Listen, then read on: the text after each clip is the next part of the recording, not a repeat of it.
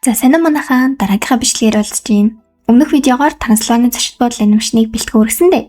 Тэгэхээр энэ удаагийн дугаар транслааны зочид бодол анимашны 2 дугаар ангийг бэлтгэн хүргэж байна. Транслааны зочид бодолд мансууд болон сууд залуугийн эцэг их гэр бүл зочилсан байдаг. Хормын арга хэмжээ эхэлж үдгсэлэн сууд бүсгөө алхаад гарч ирнэ. Мэс хэдий том болсон ч гэлээ Дракулагийн сэтгэл зүрхэнд тэр аавынхаа нөмрөгнөөс зуурч ирхэлдэг бяцхан охин хിവэрээ л байлаа. Жонатан бүр мансуудын хэлийг хүртэл ойлгодог болчихсон үний ярьж байна гэтэл аав ээж нь бүр гайхаад байвал яах вэ? Дракула охинтойгоо хамт бүжиглэж гитар тоглож дуу хүртэл зориулж дуулж өгнө. Хормоос хойш 1 жилийн хугацаа өнгөрч Дракулаг зураг зурж байхад нь Жонатан Мэвс хоёр орж ирснээр аавтайгаа хамт нисмээр байна гэснээр Жонатан нэг ч ихтэй инээгээд идэв. Аавтайгаа үүлэн дунд нуугдаж тоглож байгаад жирэмсэн болсон гэдгээ хэлчихнэ. Тэгсэн Мэвс маань нэг хөөрхөн бангар гидтэй болчихсон. Би өвөө болох нэ гэж Дракула хөөрч баярлаад л. Дракула цус орогч хүүхэд төрнө гэдэл Мэвс болохоор аав шигээ хүн чийж олно гэж маргасаар нэг мэдгээд л төрөх цаг болсон байдаг за. Зөвхөн хүүхдийн аав нь төрөх өрөөнд орно гэтэл Дракула эмчийн дүр туурчихсан хүү төрлөө л гэдэг. Ингээд бяцхан Денис хүү нэг нас хүрч Дракула хүүг цус орогч гэж итгэсээр байх бөгөөд харин Жонигийн аав ээж нь түүний хүн байна л гэдэг. Мэвс зочид бодолд байгаа хүүхдэд аюултай бүх зүйлсийг засаж янзлах бөгөөд Дракула бяцхан жаалд соёо ургасан байна уу гэдгийг байн шалгаад байдаг за. Жони транслааны зочид бодолд ирэх хүмүүсийн тог нэмэхийн тулд ямар маркетинг хэрэглэх вэ гэж Дракулатай ярилцаж байгаад уцаар яаж хадлах талаар зааж өгөнгөө Мэвс рүү би бас хайрлуулмаар байна гэхин тэр. Шүн бүр Дракула Денисийг унтаж яхад нь сэрээгээд сарсан багвахаа болж хувраарай. Алив би чам заагаад өгөө гэх бөгөөд Денис даанч чаддаггүй. Мэвс орж ирээд хүүгээ өнөөдрөөс эхлээд орой эрт унтаж өглөө эрт босно. Тэр одооноос эхлэн хүн шиг цагийн хуваартай болно гэдэг. Бэлтрэгнүүдийн төрсөн өдөр босон ч Мэвс багада тоглодог байсан тоглоомнуудаа харж тоглоод ганц удаа тоглоё гэж байгаа төрсөн өдрийн үдшилгээг нь баснуулаад хайчихнаа. Тэгсэн энэ үед Денис тоглож байгаад шүдээ оголчих бөгөөд өвөө нь одоо энэ хэсэгт нь соёо ургах болно гэтэл Мэвс тэр мангас бишээ ааваа. Би Денисийг аваад эндээс явах талаар бодож байгаа гэхин тэр. Аваа энэч болохгүй, чирч болохгүй гинүү гэд өөрөө өөртөө яриа зогсож идэл Франкштейн орж ирэх бөгөөд Жони Мэвс хоёрыг хамттан аялалд явуулаад Денисийг ан хийхдээ дагуулж яваад цус орогч болоход нь бэлтгэхэд болох юм байна гэдэг. Энэ үед Франкштейн Дракулагийн хувцсыг чихэж өмсөөд нөгөөхөө тайлах гэж чаддаггүй арай гэж тайлцгаад ингээд зогсож идэв. Тэгээд тэр шөнө Жони дээр очиод чи Мэвсийг төрсөн нутаг руугаа аваад явчихаа гэд ятганаа. Мэвс хүүхдтэйгээ холбоотой бүх юм аавдаа захиж явах бөгөөд мангасууд ч мөн адил Денисийг аваад их аялалдаа гарцгаанаа. Замдаа дуулж хурдан айгүй гой хөгжилтэй явж идэл Дракула уйдгартай мангасын өгүүлэлгээ тавиад уур амьсгал игдээд идэв да. Мангасуудын байнга очдөг байсан харанхуй ойд иртэл нөгөөхийг засаж янзлаад цэцэрлэг төрөлн болгоцсон байгааг нь хараад бүгд шок. Гэтэ энэ Денис бүр нэг хөөрхөн базаад авчмаар игдэдэг зэлэг байдаг шүү. Тэгэл Франк одоо хүмүүсийг яаж айлахыг харцгаая гэтэл нөгөөх нь юун айх эсэргээрээ зураг даргалах уу гарын өсгөө өгөөж нэтэргээдсэн тод за энэ газарч бүтэхгүй болж ойд очиж чоноор амтаа агнуулж эдхийг нь харуулаа гэд очдөг. Чонч би удаан ан хийгээгүй хөвгшөрсөн байна гэж нилийн дургуй очтол нөгөө бууг нь айдаггүй хажуугаар нь өнгөрсөн тавгийг нохотоо зэрэгсэж булаалдаад түүнийг барьчихсан явж байна. Моми мангасыг бас Денисийг айлга гэтэл нуруунд татаад манай эдийн үе аль эдийн өнгөрсөн хорвоо болцсон байвал яах вэ?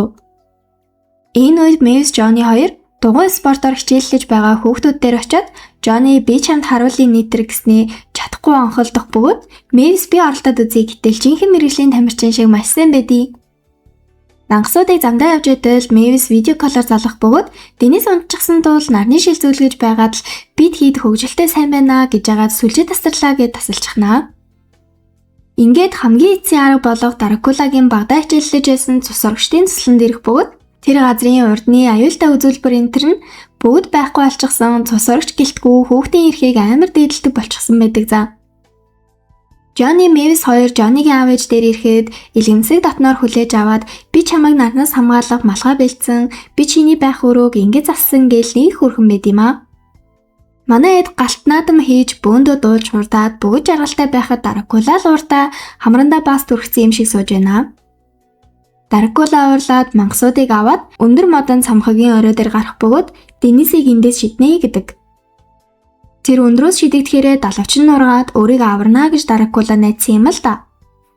Хүүг цамхагаас шидсэний дараа нисэхгүй байсан тул мангасууд Драк тэр нисэхгүй байна, тэр газар дойртлоо, тэрнийг одоо аврахгүй бол гэд улаан гэрэл асахын даван дээр Драк очиж Денисийг аварна. Энэ үед хүүхдүүд бүгд уцаа гарган бичлэг хийж авах бөгөөд туслагын багш та хүүхдийн аюулгүй байдлын эсрэг маш буруу зүйл хийлээ. Би энийг дээд удирдлагадаа мэдэгднэ гэд тэд маргалдаж байтал өнөөх цамхаг нь манай мангасуудын жинг даахгүй нуурж унаад туслан даяараа гал төмөр гараад тэдний машиныг хүртэл эвдэлчихдэг.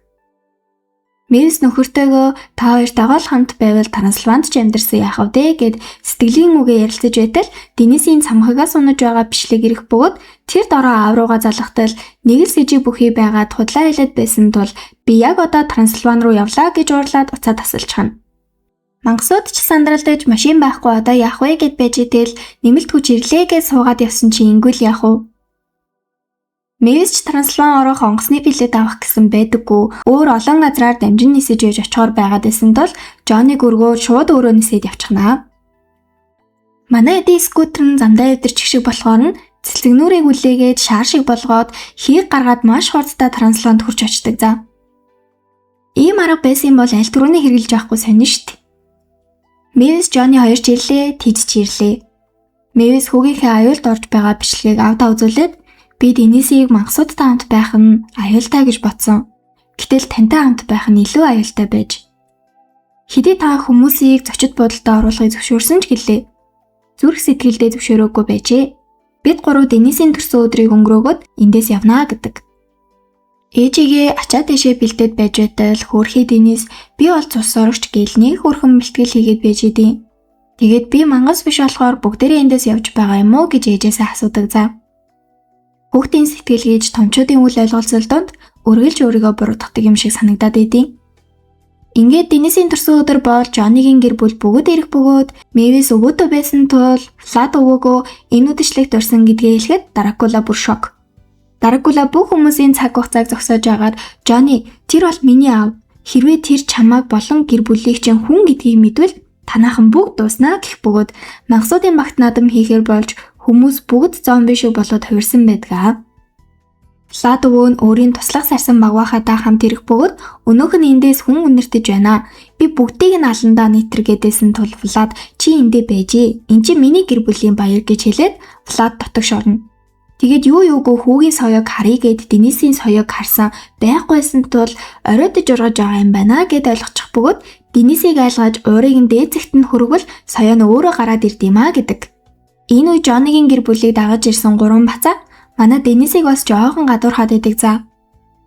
Ингээд Денис бэлдсэн гинтийн бэлэг болох Кики гэх дүрийг нь Влад дээш өргөө тохуурхаж эхлэх бөгөөд Денис бүр амар айгаад байсан тул Дракула аавыгаа болиулаад одоо хангалттай гэх бөгөөд энэ бүгдийг мэдсэн Мэвис бас уурлаж гурвалжин дөрвөлжин бөө маргаан үснэ.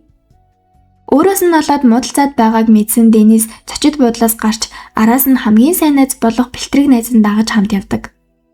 Влад Жонатан бол хүн, түүний гэр бүл бүгд хүн гэдгийг мэдэх үед түүний сарсан багвахаа туслах нь цонхны цаанаас хүмүүс байгааг харж байх ба Дракула тэр бол миний ач. Та түүнийг хагас хүн гэдэг шалтгаанаар хайрлахгүй гэж байвал та жинхэнэ усан тэнэг байна гэтэл Мэвис аавыгаа тэрч байлнаа. Хоёр жоохноо маань бие бинийгээ тад оруулаад байж байтал өнөөх сарсан багвахаа байшинг нэвдээд айлгаад идэв.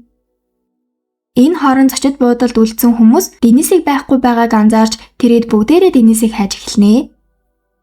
Өнөөх сарсан багвахаа чинь Денисийг айлгаад ахаар нь бэлтрэг түүний гарыг хацтал хамгийн сайн найзыг нь маш хүчтэй шидчих бөгөөд түүнийг харсан Денисийн уур маш их хүрч соёо нь гинэт ургаж гарч ирээд бяцхан сарсан багвахаа болж хувираад өнөөхийг чи ёстой болгож өгнө. Манай эд чи ирж сарсан багвахаа найзуудыг нь хүртэл бөөндө болгож өгдөө. Нөгөө эдийг бүгдийг нь хөөж явуулж хаад бөөндө баярлаа зогсож байтал өнөөх орон санаад сарсан багвахаа Жонатаныг яг зоож алах гэж байхад нь Влад зогсоож миний гэр бүлийг 50 орхих гэж хэлээд жижигхэн сарсан багвахаа олгоод хувирахчихдаг. Ингээд Мэвисийн төрсөн өдрийг хамтдаа тэмдэглэж, жинхэнэ галзуу үдшилтээг хийж, бүгд бие биентэйгээ ойлголцсон аз жаргалтай байгаагаар кино маань төгсдөг. Жинхэнэ солид анимашн байсан гэдэгт итгэлтэй шүү. За тэгээд төрсөн сэтгэгдэл урмын үг үлдээж сав дарахаа мартва. Дараагийн бичлэгээр уулзлаа. Түр бай бай.